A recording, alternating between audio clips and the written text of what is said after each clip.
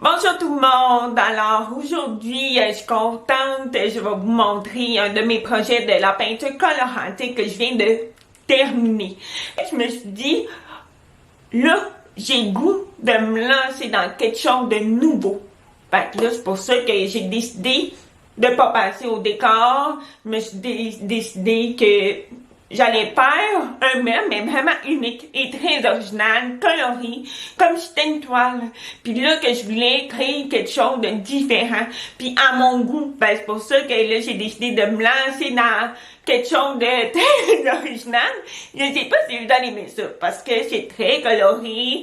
C'est sûr que c'est quelque chose qui me ressemble plus, mais honnêtement, j'ai du plaisir à faire ce meuble-là. C'est sûr que ça m'a pris beaucoup de temps, parce que c'est comme plus de détails, plus de couleurs aussi que je mets. Je vais juste vous expliquer vite les étapes que j'ai faites pour ce meuble-là. La première chose, c'est mettre de l'après à base d'huile, tout simplement pour que ça l'adhère bien sur le vernis un peu laqué là, sur le meuble. J'ai même pas sablé le meuble, mais il y en a qui préparent de sabler un peu, c'est vraiment à votre goût, mais moi j'ai pas sablé, j'ai juste mis l'après à base d'huile dessus, 2 couches, et après ça, j'ai appliqué la peinture colorantique, la couleur que vous choisissez, vous l'appliquez sur le meuble aux endroits que vous voulez tout simplement. Souvent, je mets au moins 2 couches parce que j'aime ça quand c'est très opaque, pas transparent, pas translucide. Après ça, j'ai utilisé un crayon. Vous pouvez acheter ça dans un magasin d'art. Ils ont souvent ces crayons-là. Vous pouvez regarder sur Internet, moi, ce qu'ils les vendent, dépendamment de votre région. En fait, c'est des crayons qui s'appellent Posca. Puis, dans le fond, c'est des crayons. C'est comme un feutre, mais c'est de la peinture acrylique qu'il y a dedans. Parce que c'est fun, parce que pour faire des petits points, des petites lignes, moi je prends ce crayon-là pour signer mes toiles.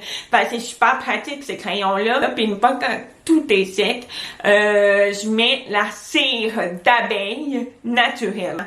Je l'applique avec un pinceau en poil de soie de colorantique.